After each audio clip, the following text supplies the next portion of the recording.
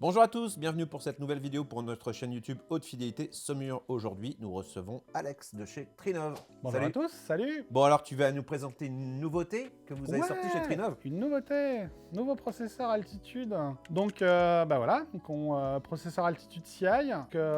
CI, ça veut pas dire cinéma, ça veut dire custom installation. En fait, le modèle, dans sa conception, il avait vraiment été pensé pour l'installation audiovisuelle, c'est-à-dire qu'en fait, on avait pensé vraiment faire un modèle pour les salles ciné, un peu moins encombrant, avec des nouvelles technologies de transport audio. J'en parlerai un peu plus tard. Et puis en fait, il s'est trouvé qu'au fur et à mesure des évolutions techniques, des choix technologiques qu'on a fait, en fait, c'est devenu un peu un espèce de modèle polyvalent qu'on peut utiliser aussi bien en Li-Fi qu'en home cinéma ou pour d'autres applications. Voilà. En gros, vous avez sorti, alors pour les néophytes comme moi, un produit low cost Trinov, c'est ça? Oui, alors c'est le premier processeur Trinov qui est en dessous de 10 000 € TTC quand même. Voilà. Donc et qui reste malgré ça fabriqué en France. Processeur home cinéma, parce qu'avant il y avait le, Oui, les côtés, le oui, ST. oui, la métisse, tout ça. Mais c'est vrai que c'est le premier, pour vous donner un ordre d'idée, un Altitude 16 qui était notre ancien processeur low cost était à 18 000 € TTC. Là, on est à 9 500 € TTC. Donc en, moitié prix, tout à fait. en version d'appel. Donc oui, on est beaucoup moins cher. On reste fabriqué en France. En fait, ce qu'on a fait, c'est qu'on a optimisé la partie matérielle pour que ça coûte moins cher à fabriquer. D'accord. On a un peu réduit la connectique. On est un peu passé sur une connectique, alors ce qu'on va appeler l'audio sur IP. J'y reviendrai un peu plus tard. D'accord. Donc, ce qui permet aussi d'utiliser moins de DAC, des choses comme ça. On a moins d'entrées HDMI, tout ça. Mais bon, maintenant, globalement, chez les gens, le nombre de sources HDMI se réduit. Avant, on avait le décodeur télé, le décodeur satellite, les consoles, le lecteur Blu-ray, machin. Maintenant, il y a surtout un lecteur Blu-ray, une Apple TV et éventuellement une console. Donc, en fait, le fait d'avoir 4 prises HDMI, c'est pas trop gênant parce qu'en fait, c'est le nombre de prises qu'on a sur une télé maintenant. Donc voilà. Et après, on a aussi un écran couleur en façade qui est tactile, donc qui permet d'avoir les informations principales. Et aussi, on avait beaucoup de remarques par rapport à ça, c'est que l'interface de l'altitude était quand même pas toujours très simple. Pour la calibration. Pour la calibration ou pour les réglages, là, en fait, on a tout simplifié. Ce qui fait que maintenant, on peut quasiment calibrer les yeux fermés. D'accord. Voilà, un peu pour le principe général de l'altitude CI. D'accord. Voilà. Alors, donc, l'Altitude CI, apparemment, c'est un produit on peut l'avoir dans différentes configurations, c'est ça? Exactement. C'est ce qui va faire qu'on va avoir plein de prix différents. Exactement. En fait, il commence à 8 canaux. Donc, en fait, la version de base, c'est 8 canaux d'optimisation. Donc, en fait, avec 8 canaux d'optimisation, qu'est-ce qu'on peut faire? On peut faire un setup stéréo avec des caissons, un 5.1, un 7.1, ou même on peut faire un petit Atmos en 5.1.2. Et après, si on se dit, je commence par de la stéréo et en fait, je me dis, je veux une salle home cinéma, il n'y a pas besoin de changer de machine parce qu'après, c'est un système de licence logicielle. C'est-à-dire qu'en fait, si on veut passer de 8 à 32 canaux, en fait, on garde la même machine.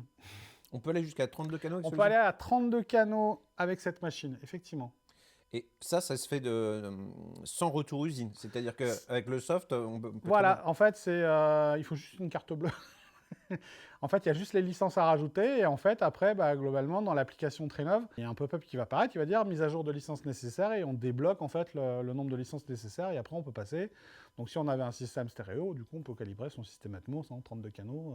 Voilà. D'accord. Avec la même machine, il n'y a pas besoin de retour usine, tout est géré en logiciel. Donc après, voilà. En plus des mises à jour logicielles qu'on proposait déjà sur les anciennes machines, là, en fait, maintenant, on permet d'augmenter aussi la capacité de la machine sans changer la machine. Donc en fait, on peut, il n'y a plus besoin de renvoyer la machine, rajouter des cartes, modifier, faire du hardware, tout ça. Maintenant, tout est dedans par défaut. Y a-t-il toujours un intérêt, du coup, d'acheter un Altitude 16 ou un Altitude 32 par rapport à cette bécane-là? Oui, pour la bonne et simple raison que cette machine est essentiellement numérique. C'est-à-dire qu'en fait, on n'a que 8 sorties analogiques. Après, on a 32 sorties AES-EBU, donc format numérique, et après, jusqu'à 32. Et après, on a jusqu'à 32 aussi sorties en audio sur IP. Alors, l'audio sur IP, c'est quoi? C'est une technologie de transport. En fait, on va transporter l'audio sur le réseau. Alors, c'est pas du streaming, parce qu'en fait, le streaming, c'est de l'audio sur le réseau, mais en fait, vous l'avez peut-être tous constaté chez vous, si vous lancez du streaming dans votre cuisine, puis après vous lancez du streaming dans votre salle de bain, puis après dans votre salon, des fois c'est décalé. Parce qu'en fait, on prend les flux, mais il n'y a pas la notion de synchronisation entre les flux. Sauf à avoir un mode partie ou un dispositif dans vos lecteurs de streaming qui permet de le faire.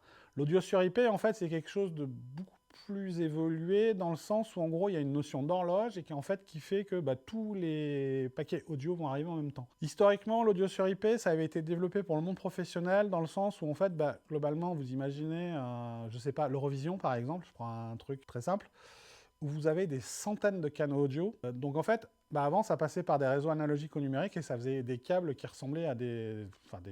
on pouvait quasiment amarrer un bateau avec tellement c'était énorme. Et en fait, on s'est dit, plutôt que d'avoir des torrents de câbles comme ça, on va tout faire passer dans un câble réseau. D'accord? Donc en fait, hop, on passe tout dans un câble réseau. On peut faire passer jusqu'à 512 canaux en théorie dans un seul câble, enfin même 1024 des fois. Et en fait, c'est une technologie qui petit à petit s'est démocratisée du broadcast vers le monde professionnel, vers le yachting, tout ça, parce qu'en fait, ça prend de la place et c'est simple à câbler parce qu'en fait, c'est juste un câble réseau. Donc nous, on a aussi, alors en résidentiel, c'est encore assez nouveau, mais nous aussi, on a implémenté cette technologie parce que du coup, ça permet des gains de place, ça permet des gains de coûts. Et last but not the least, notre Amplitude 16, donc notre ampli, il avait, vous savez, pour ceux qui l'ont acheté ou ceux qui l'ont vu ou qui ont vu des vidéos de la face arrière, il y avait un mystérieux socle qui s'appelait Optional Audio over IP, enfin, il y avait un espèce de capot. Et en fait, ce capot, maintenant, on peut le dévisser et on peut mettre une carte additionnelle. Et après, ce qu'on va faire, c'est qu'on va prendre un câble réseau, on va relier l'Altitude CI avec l'Amplitude 16 avec un simple câble réseau. D'accord ?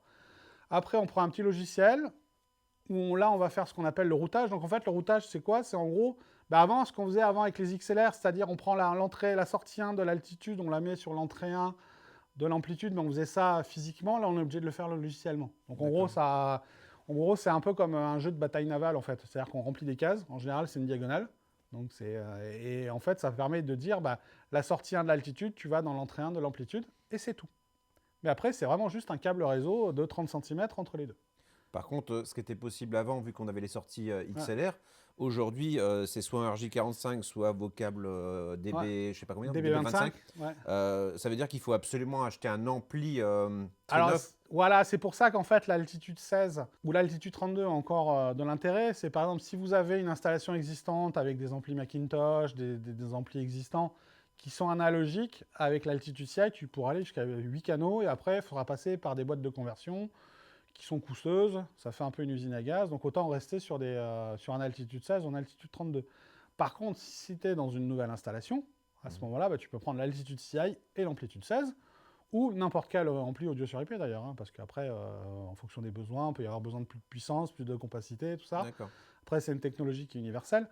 Mais l'idée, voilà, elle est là. C'est qu'en fait, on a deux écosystèmes. Typiquement, sur l'altitude CI, il n'y a même pas une entrée analogique. Donc, si vous voulez brancher une platine vinyle, c'est compliqué. Oui. C'est vraiment... voilà. Par contre, pour brancher des sources HDMI, sa télé en IARC, son streamer en audio, en AES EBU ou des choses comme ça, si on reste dans le domaine numérique, c'est la machine idéale. Voilà. La différence entre les deux, donc les deux gammes coexistent en fait. C'est-à-dire que, et même à terme, on devrait porter l'interface. Alors, c'est vrai que c'est un truc qu'on a déjà annoncé, mais qui prend beaucoup de temps parce qu'en fait, c'est quasiment un nouveau produit qu'on est en train de développer de manière logicielle. C'est-à-dire qu'à terme, l'interface de l'altitude CI qu'on a sur l'altitude CI va être portée sur l'altitude 16 et l'altitude 32. D'accord. Donc en fait, il y aura, c'est comme si vous aviez quasiment une nouvelle machine avec le même hardware. Alors que les architectures matérielles sont quand même assez différentes maintenant parce que, en fait, avant, le cœur de la machine sur un altitude 16 et 32, c'était le PC. Là, en fait, le PC, il nous sert principalement d'unité de calcul. Et le cœur de la machine, c'est un processeur ARM qu'on retrouve à peu près partout maintenant, dans certains ordinateurs, dans les voitures. Enfin, il y a beaucoup d'endroits en fait maintenant où on a ce type de processeur et ça nous sert de cœur de la machine. Donc, la plateforme logicielle qu'on a développée, qu'on a développée dans l'altitude CI est complètement différente maintenant. Ce qui nous permet aussi, en fait, c'est la nouvelle version du Trinov, donc c'est la plateforme du futur.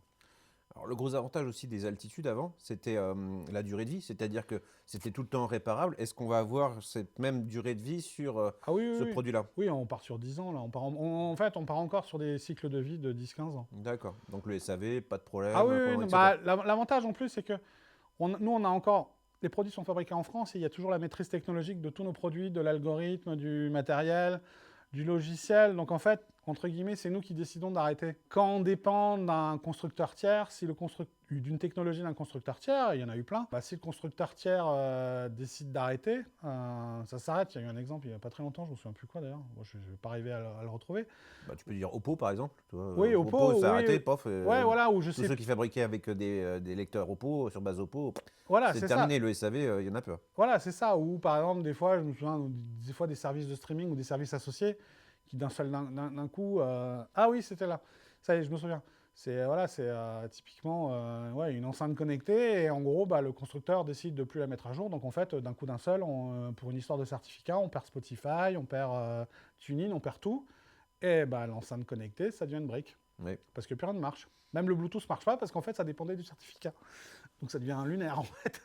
Bon alors, si on regarde une présentation, on vous fera un insert pour vous expliquer un petit peu ce qu'il y a derrière. Alors, qu'est-ce qu'on retrouve derrière? Alors, derrière, qu'est-ce qu'on a? Donc, on a de gauche à droite, on a des ports de service, donc des ports USB, des ports HDMI qui servent à rien, qui sont juste pour nous. Pour vous. L'entrée micro, donc l'entrée micro qui est là. Alors, du coup, en parlant du micro. Nouveau micro. Nouveau micro, tout à fait. Micro intelligent. C'est-à-dire qu'avant, tous ceux qui ont déjà calibré des Trinovs ont toujours eu... alors, il y avait 2 erreurs possibles. Soit il n'y avait plus de piles dans le micro, soit on ne mettait pas le fichier de compensation qui était sur la clé USB. Donc en fait, voilà. Maintenant, on a résolu ces 2 principaux problèmes. C'est-à-dire que maintenant, le micro est alimenté par la machine et il est intelligent dans le sens où, en fait, il est reconnu par la machine automatiquement. Donc en fait, le fichier de compensation est appliqué automatiquement. Il faut juste apprendre à bien le mettre il faut bien le positionner, sinon il faut m'appeler. Et après c'est bon. Voilà. Donc, entrée micro, après 8 entrées analogiques, donc au format DB25. Alors le format DB25, c'est pour ceux qui sont vieux, ils vont se dire c'est un port imprimante. Effectivement, c'est un port imprimante. C'est aussi un connecteur qui est très utilisé en audio professionnel parce qu'en fait, ça permet une connectique haute densité, c'est-à-dire qu'en fait, ça permet de mettre 8 canaux dans une prise qui fait 3 cm, même pas 2 cm et demi de large sur 0,5 cm de haut. D'accord? Donc c'est une connectique professionnelle. On vend les câbles qui permettent effectivement de récupérer, d'avoir un DB25 et après récupérer des XLR ou de RCA. D'accord. Parce que je sais que ça perturbe pas mal de gens. Ils voient ça, ils se disent c'est quoi? C'est normal. En pro, ça perturbe personne, mais en grand public, c'est normal, personne ne les a jamais vus. Après, on a 32 sorties AES EBU. D'accord. Donc c'est sortie numérique. Numérique, voilà, classique. 32 entrées AES EBU. Une entrée 32, ah oui, d'accord. 32 in, 32 8. Ouais. Ok. Une entrée SPDIF au format coaxial ou optique, donc ça permet de brancher une télé par exemple. Sachant qu'on peut quand même les récupérer là-dessus, sûrement. Oui, voilà. Ok. Sur le DB25, excusez-moi, parce que je fais voir avec mon doigt. Mais... Oui. Après, il y a la partie réseau. Donc en fait, la partie réseau, on a 2 ports qui sont des cages, ce qu'on appelle des cages SFP. Donc en fait, les cages SFP, alors on commence à en trouver sur les streamers réseau audiophiles.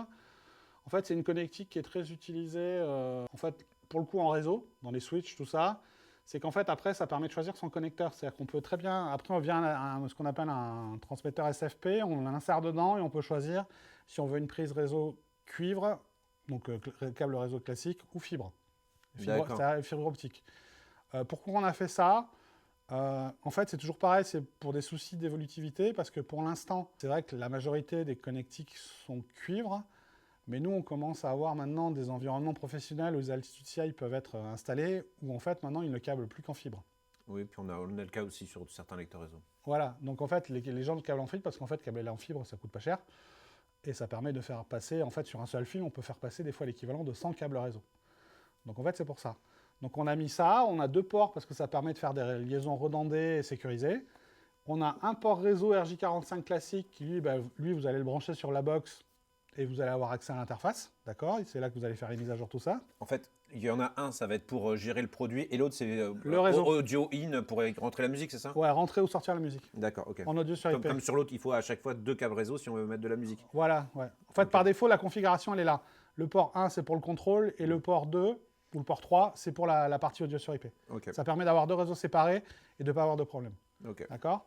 Après, on a une prise USB 2 A qui permet d'alimenter un truc, d'ailleurs. Enfin, n'importe quoi en 2 A. Pour alimenter ou on peut rentrer des choses? Non, c'est juste pour alimenter. Okay, c'est juste un port réseau, si tu as... voilà. Le port service qui sert à rien. Le port RS232 pour des vieux automates. Et après, on a des triggers.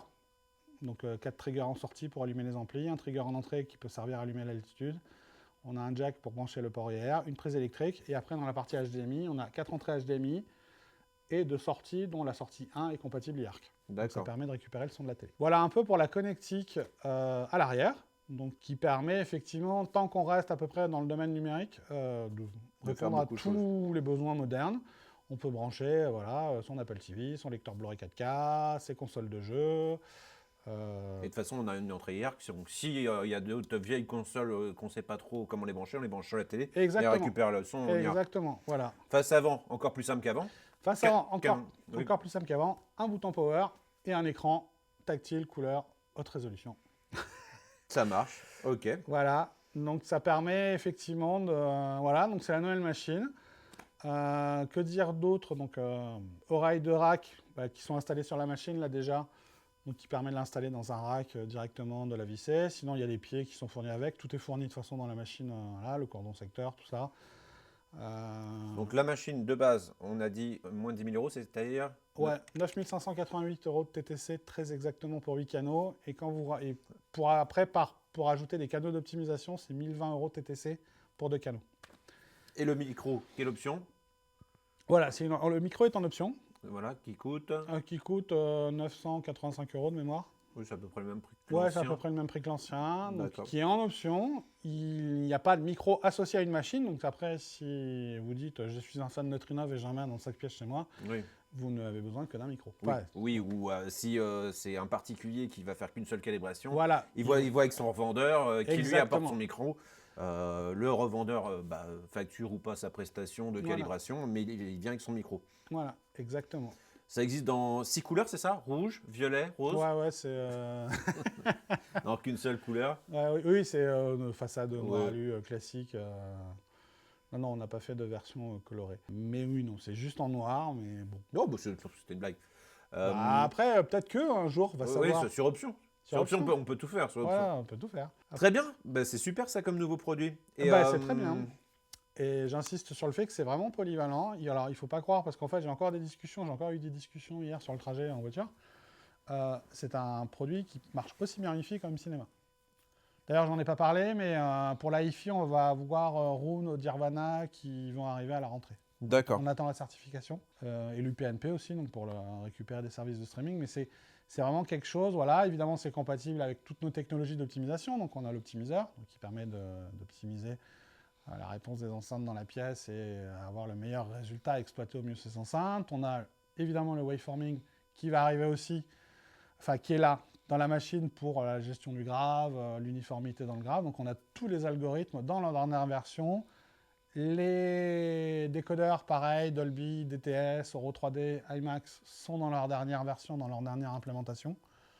Donc, et c'est un gros boulot, parce qu'en fait, en gros, on parle à des gens, à des grosses boîtes qui nous disent, voilà, c'est votre truc, démerdez-vous, en gros. Donc voilà, donc c'est vraiment un produit qui est prêt pour une utilisation quotidienne maintenant et pour l'avenir, parce qu'en fait, a priori, il connaîtra le même destiné que l'altitude, c'est-à-dire qu'en fait, il y a probablement des trucs qui vont être implémentés, qui n'existent pas maintenant, mais qu'on implémentera. Donc, et l'implémentation se fera en ligne. Et l'implémentation. Pas besoin de ramener voilà, la bécane. L'implémentation se fera toujours de manière logicielle. Et pour nous, Trinov n'a jamais fait payer une mise à jour. D'accord. Bon, écoute, et alors, on a vu pour ce produit-là, est-ce que vous avez des produits qui vont venir à l'avenir? Est-ce qu'on a des petits secrets à dévoiler ou pas trop? Non, on n'a pas de secret à dévoiler, mais il va y avoir du nouveau, oui. D'accord. Aussi bien en logiciel, c'est-à-dire qu'il va y avoir des algorithmes qui vont être plus évolués, qui vont permettre d'utiliser des configurations plus simples. Et en matériel, ça se viendra plus tard. Parce que, déjà, c'est une grosse nouveauté. Ça. Oui, puis nous, en fait, Trinov, il faut savoir que Trinov, en plus, travaille aussi bien dans le grand public, donc résidentiel, hi-fi, home cinéma, que dans le pro, donc les studios d'enregistrement, le broadcast, la croisière, enfin plein d'endroits, et le cinéma commercial. Donc en fait, on doit un peu gérer ces 3 marchés de front, donc c'est un peu gros. Enfin, on reste une petite société. Maintenant, on va être 70, mais bon, quand on est fabricant, concepteur, développeur, tout ça, c'est pas tant que ça au final. Mais effectivement, il y a d'autres choses qui vont arriver, et puis de toute façon, voilà, la pérennité des produits Trinov ne se dément pas, la machine est garantie 5 ans, pièce et main d'œuvre. D'ailleurs, à propos de garantie, ça me permet de dire qu'on lance pour dire qu'on a confiance en nos produits. On lance des extensions de garantie de 10 ans pour les altitudes 16 et les altitudes 32. D'accord.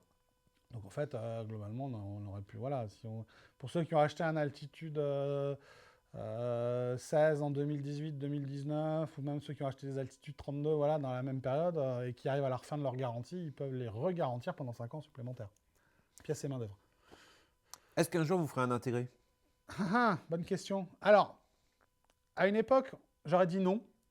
Parce que, en fait, globalement, comme on avait toujours la partie PC, globalement, mettre des amplis au-dessus d'un PC, c'est juste le truc le plus idiot à faire. Et puis, ça aurait fait une espèce de machine qui serait tout le temps en panne. Maintenant qu'on est capable, dans des versions sans trop de canaux, donc jusqu'à 12 canaux, 16 canaux, c'est déjà pas mal. De ne plus avoir de PC, parce qu'on utilise le processeur ARM, c'est des choses qui peuvent s'envisager, clairement. Après, il y a plein de logiques industrielles à résoudre parce que typiquement, on fabrique en France et que de fabriquer en France, c'est de plus en plus compliqué. D'accord. Mais on espère pouvoir sortir un intégré dans les prochaines années, c'est clair, parce qu'effectivement, il y a de la demande. Puis vous partez sur une logique d'avoir des produits, je dirais pas chers, mais de plus en plus accessibles. Oui. Donc l'intérêt pourrait être intéressant avec, je sais pas, peut-être pas 7, mais 9 canaux. Extensible avec des amplis de puissance. Moi, je suis persuadé qu'il y a vraiment tout un... Voilà, on était vraiment très cantonné salle dédiée pendant très longtemps. Maintenant, il y a quand même une forte composante lifestyle avec les grands écrans. Maintenant, en fait, voilà, on a des écrans. La Sony qui va annoncer un écran de 115 pouces.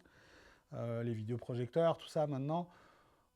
La salle ciné n'est plus forcément une obligation pour bien profiter de son contenu. Donc, on est vraiment dans des contenus, dans des pièces de vie, où il y a forcément moins de canaux, parce que c'est des pièces de vie. On ne va pas mettre 50 enceintes dans une pièce de vie, ça n'a pas d'intérêt.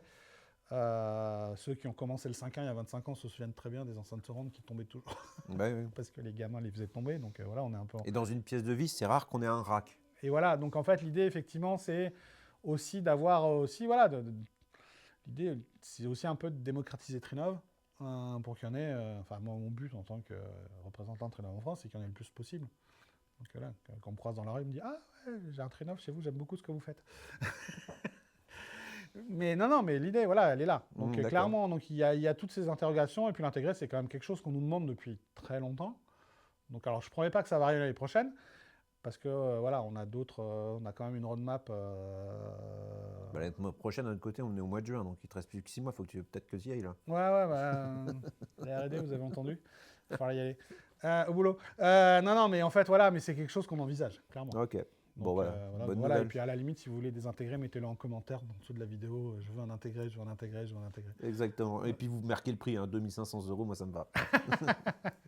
Bon, je pense qu'on a à peu près fait le tour, sauf si tu penses à quelque chose d'autre. Non, pas plus que ça. Pas plus que ça pour l'instant. Ouais, on a à peu près fait le tour. Donc voilà, c'est la nouvelle identité Trinov. Du coup, ça permet aussi de parler qu'on va bientôt avoir des nouveaux locaux. Donc un centre dédié à l'excellence audio qui va être à Noisy-le-Grand. D'accord. C'est un peu la Sagrada Familia dans le sens où c'est compliqué à finir.